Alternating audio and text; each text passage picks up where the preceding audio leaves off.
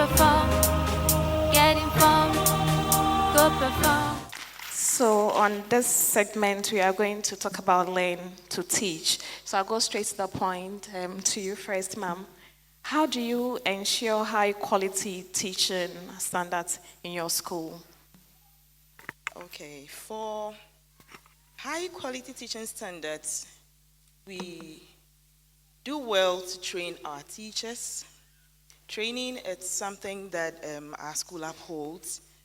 And in this year's Global Teachers Conference, a number of our teachers participated.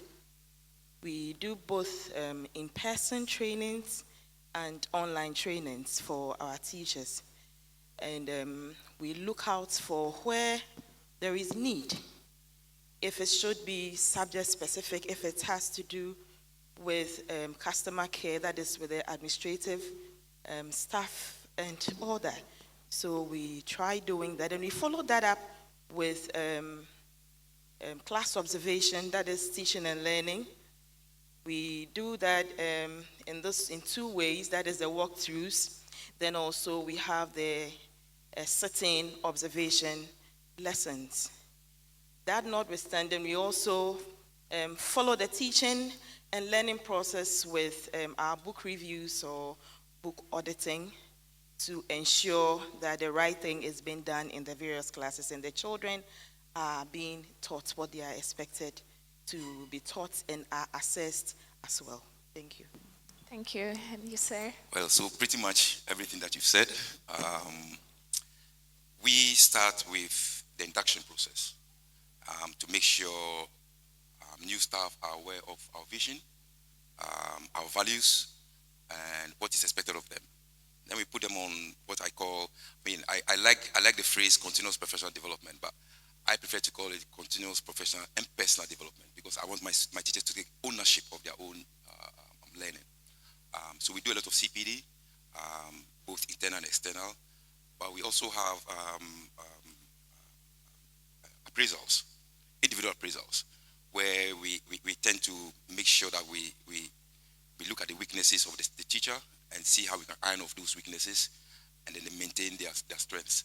So it's pretty much what Madam has said, but we start very much from the beginning when the teachers start work. Thank you very much to both of you for your views. Let's go to the second question. How are new staff supported to integrate into your school community? For new staff, when you are recruited, you are taken through orientations as to what the school stands for, the vision, the mission, the philosophies of the school. The new teacher is given the teacher's handbook and the code of conduct for teachers, what is expected of you in the school. We have quite a number of policies that you are introduced to. We have a Google Classroom that you are made to join and assess some of these policies, the do's and the don'ts. Then the timelines that you are given to produce certain documents such as the schemes of learning, the learning plans, and all other documents that you need to produce at certain points. So these teachers are made aware of these things. We have a learning management platform that teachers are expected to use to teach, and also the children are also to learn using these platforms. That is how we integrate technology into our learning in the school. So teachers are taken through all these trainings, and also it also depends on when you are recruited.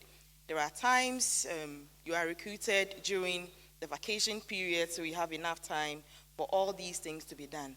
Where we have a teacher joining us maybe midway into the term, we find ways of making you come in before you start so that you'll be taking through some of these trainings and orientations before you eventually join the school. So I like to think that our school is a family. When the teacher first comes in, we hand over the teacher to somebody. who act as a mentor for the teacher, to let the person understand what is expected of him or her.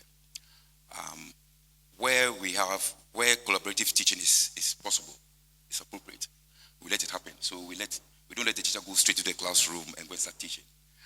We get somebody to hold his or her hand for a period of time, so that the person will be able to understand our ethos, our culture, and the way we work.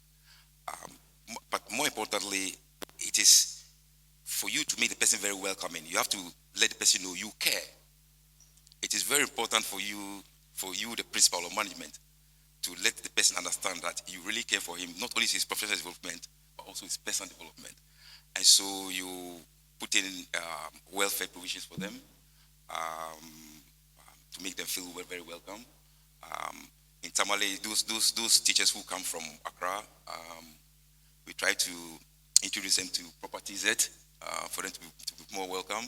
We take them to places, tourist sites where they've never been before, and they find the whole environment different but very welcoming, and that's what makes them to stay.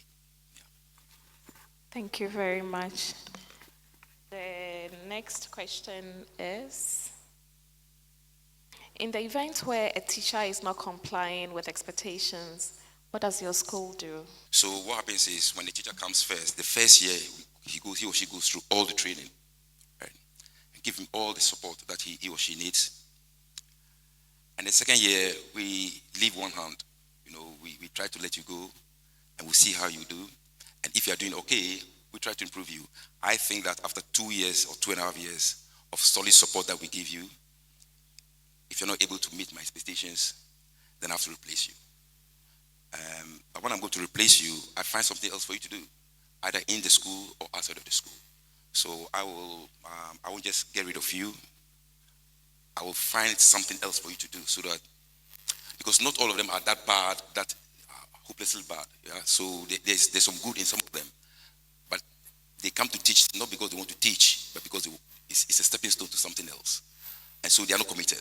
It's simple. And if you're committed and not passionate about what you're doing, then I let you go. And then I continue with those who want to be with me. Thank you.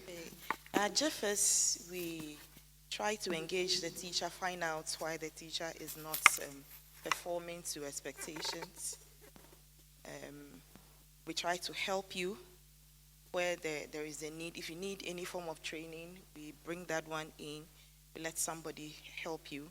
But then if it's consistent, there are times we send out warnings in the form of queries for you to answer. Like my colleague said, there are times probably teaching is not your thing, but you can do something else. You've had that in our school. You can be made to do something else. Then, if still you are not performing, then we are sorry, we will then have to terminate your appointment. That's quite insightful. So the final question, what other good teaching practices would you like to share with those of us who are here? One thing that JFS does, or some few things that we do to keep our teachers on their toe, is teacher assessments. There are times teachers have to write an assessment, especially at the end of the academic year. You want to find out how you are still in charge of whatever area you are handling. So teachers are made to sit for an assessment. Sometimes the papers are progression tests for the children.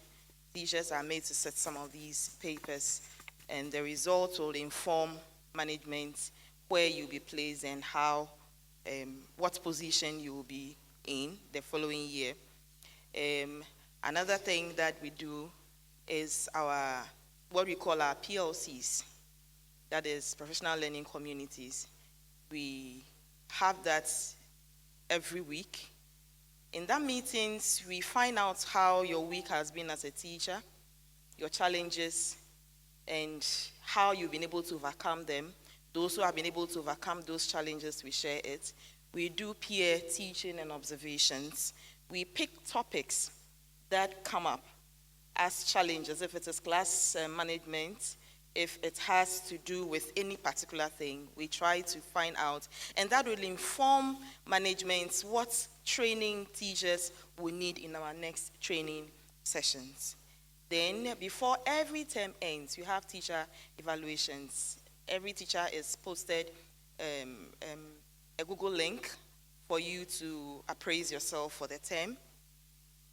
And based on the feedback you've given, management will get back to you on that. So I think this has been helping Jeffers so far. Thank you. Awesome points. I have put down some of your points. How about you, sir? I think you should have been asking me the questions first because she gives all the answers that I want to give.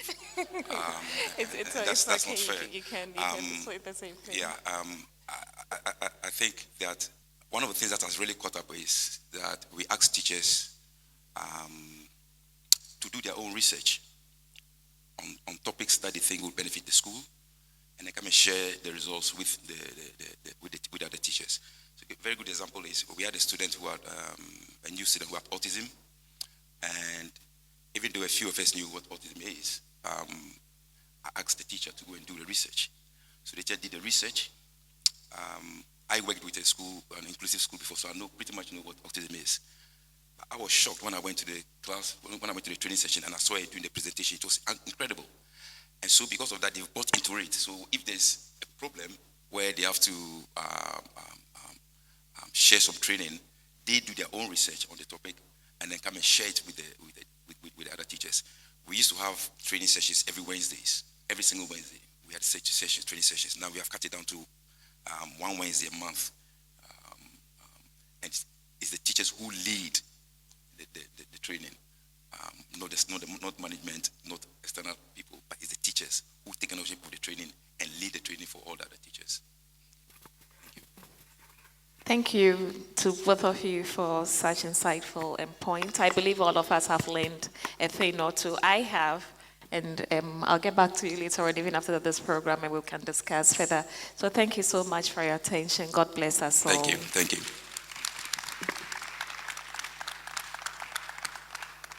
For more information, just call 026-271-4106. The Global Super Teachers Conference. Get informed, go perform. This conference is brought to you by Africa Education Gateway, Pearson Edexcel, Glossnet, School World Events, NAPS, Access Bank Ghana, and Ghana Olympiad Academy. It's the Global Super Teachers Conference. Get informed, go perform.